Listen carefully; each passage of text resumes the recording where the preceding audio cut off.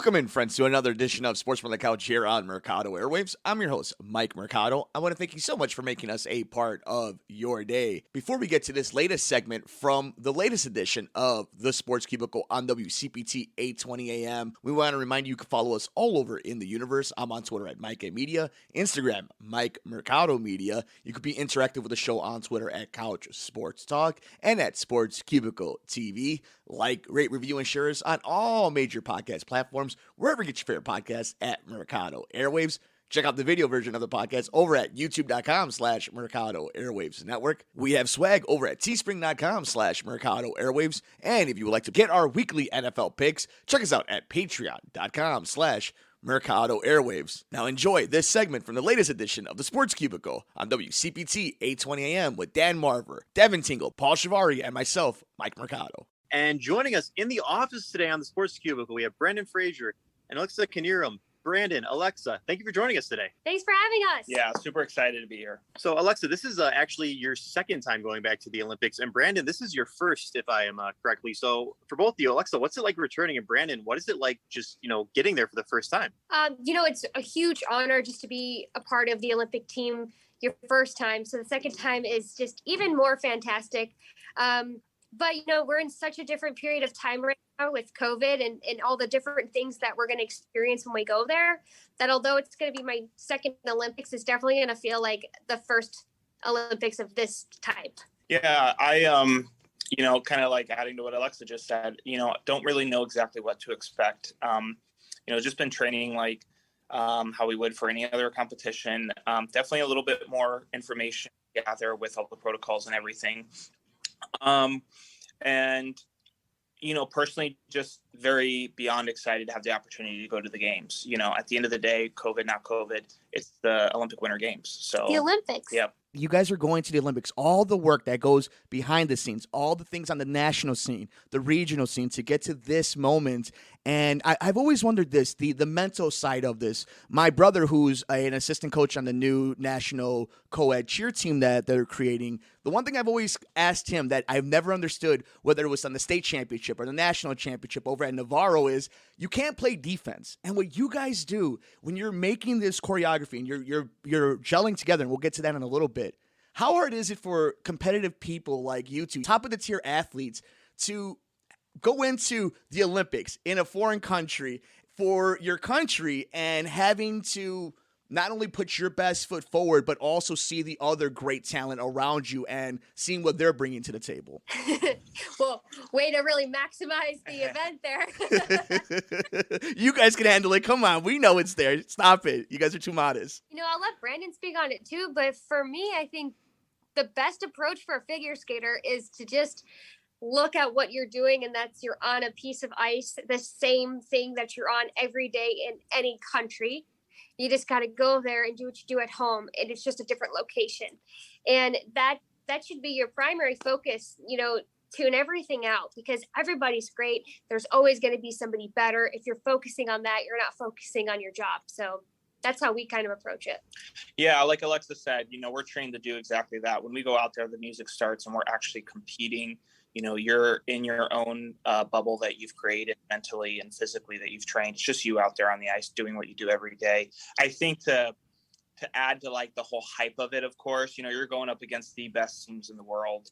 It's on the biggest competition stage of the world. When you think about it like that, I don't think, for me personally, I've never been to a games, but I don't pull back on those. It gives me a kind of energy and attack. I mean, I think any high level athlete would agree with me. You kind of use it as fuel, and yeah, you're excited. You want that challenge. You want to go up against the best in the world. Of course, and that's definitely one thing you're doing. And both of you have been in partner figure skating for a while. Alexa, you actually did this with your husband, Chris. What was it like going from someone that you clearly had good chemistry with, as you obviously married him, to Brandon? I'm not sure how the two of you met. So just how did you meet, and how does it go from working with someone that you are, living with basically, to someone that might be a complete stranger? Oh, well, it was a huge transition for myself and for Brandon.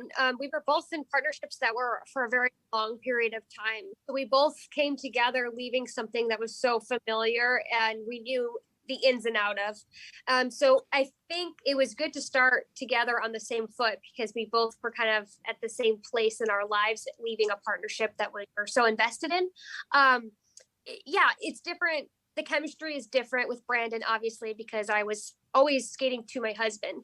But the chemistry is different, but there's the same commitment, trust, and respect that we share together. And it's not a romantic relationship by any means, but it's definitely an intimate one of friendship, one that, we're totally invested in each other, and we just want the best for each other individually. And I think that's what kind of bonds us to strive for our dreams and why we've been successful. Hear that, Mercado? We got a good friendship. I think we can become partner figure skaters now. Yeah, I don't think we have Olympic gold medalist type of talent like these two do. And speaking of that, when it comes to getting to that tier, right, winning at nationals, competing at the top level, and then getting to this moment, when you have the physical attributes and you get the idea of what you want to do when you're on the big stage, how long does it take for the chemistry, both physically and mentally, when you're finding a new partner, kind of like in any sport, when there's a new point guard to a center, a goalie to his defense, a quarterback to his wide receivers?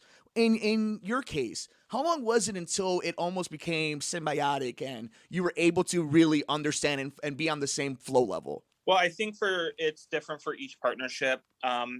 It's without, no question that it takes time. It has a process to it. I think that's a strength of Alexa and I, and what our partnership did in the beginning is we gelled exceptionally fast for pair teams when it comes to that stuff. Like Alexa said earlier, there's a trust, there's an energy, a connection that you have that takes time to develop. And you have to go out and go through some big high-level competitions, go through that with one another. And we were able to really develop that quickly, and the faster and the stronger it became, the easier it was for us to progress as a partnership. So it's essential. And my old partner and I, it took us years to get that. And once you get it, but it does take time. And Alexa and I, that's just the kind of athletes we are. When we teamed up, we were like, we want this now. We're hungry. We had our challenges, but we did everything in our power to develop as fast as we could. And I wanted to ask you guys this because I think that's a great segue, Brandon, into what you and Alexa are building, what you guys have built in the past with other partners. But what about the people behind the scenes? Not just the coaching. We know how great the coaching is. We know how great the squad is. But what about all the other people, the family? How important is it for you guys to have a great support group because of the crazy hours and practices, the dieting, the working out, the media that you have to do? How important is that on the base that we never see come the big day when you guys go overseas? How important is that for you two? Well, for me, it's everything. My family, I need their support or else I wouldn't be able to do it. And my sport, my job, it affects everything in my family. I mean, we missed Christmas because of me, because of the national championships. That's common in all high elite athletes. We have to make sacrifices. The family has to make sacrifices, but you do it for that one big goal and hopes that it comes true. And my family has been just incredible along the way. They were able to go to Pyeongchang in 2018 at the Olympics and watch, and that was amazing. And obviously with COVID protocols, we have no family or friends allowed to attend, but there's going to be viewing parties in different cities of the United States that people are holding for families and friends to go to celebrate and just feel like they're a part of our journey to the last moment when we take the ice. There's no way I would have taken on this journey with Brandon if my family didn't have my back and my husband didn't give me the support that he did. And I think Brandon feels very similar. Yeah, like you said, they only see what they see in competition. And, we can talk about coaches mainly in the media and stuff, and they do their part, but family is everything, supports you. For me personally, the friends that I have in my circle, they mean the world to me just as much as my family does.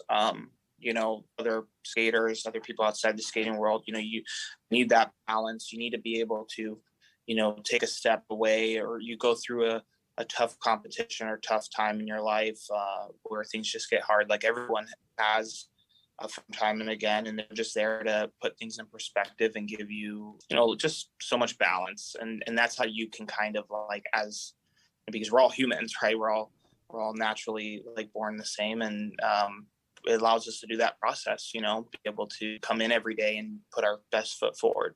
Exactly. And as you're saying with with any sport, definitely comes with that sacrifice, that hard work, and a lot of time. What would you advice would you have for any, young girls or boys that want to become professional figure skaters like you two?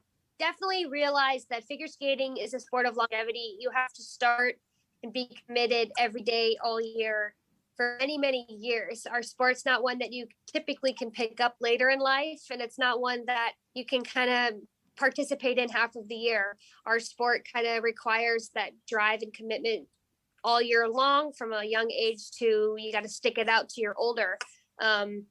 And that's what makes it so special when you do kind of hit your peak and your maximum, because you've put so much time and effort in. So I guess I say that to say that be patient and trust the process, because it's a long journey. Yeah, I think it's definitely a sport that has brought so much satisfaction in my life, and can bring to so many other younger guys in the new generation. I mean, it's more of a rare and unusual sport you hear of people taking up day to day, it's not like soccer, your football, your baseball, like a team sport. Skating is a little bit more one of those specific sports that takes a lot of trial and error to start doing competitively. But I think I can encourage every young person, male or female, to do it. I mean, it is a bit, people don't see it on the competitive stage so much at a high level, but it's a grind. But there's so much excitement to it that I don't think people understand, that makes me want to share it with other people. When I remember when I was like 10 years old and I took onto the ice, it was like the best feeling in the world. And I was just so lucky to be able to have like a great support system to push me and keep going on that road, I love it. I love that you two both have a passion for it. You guys respect the hard work because you put in the hard work, and you're great ambassadors. Dev, our amazing guest, you got anything final for them? They've been awesome with their time here on the Sports Cubicle. I got to say one thing, really. Did you guys ever think you'd be making it to the Olympics? If you go right before your first ever skating, competition tournament ever, 10, 15 years ago, if you were going like, hey, down the road, you two are going to be in the Olympics, would you believe it? I guess is the question. I think between of 10, 15 years ago, I would have said maybe, like, I could probably do it, but like chances are probably not. But my mom would have said, yeah, you're going to make it. Yeah, Mom. Heck yeah. Brandon? Like Alexa said, 10, 15 years ago, I'm not sure. I was used to growing up and with a lot of people I wasn't the most naturally gifted ice skater off the bat. I know there would be a lot of people, even today, that would be like, holy cow, that kid's actually going to the Olympics, and they, I could sense in their voice and the way they worked with me, they didn't believe it. So, or have faith. I don't know.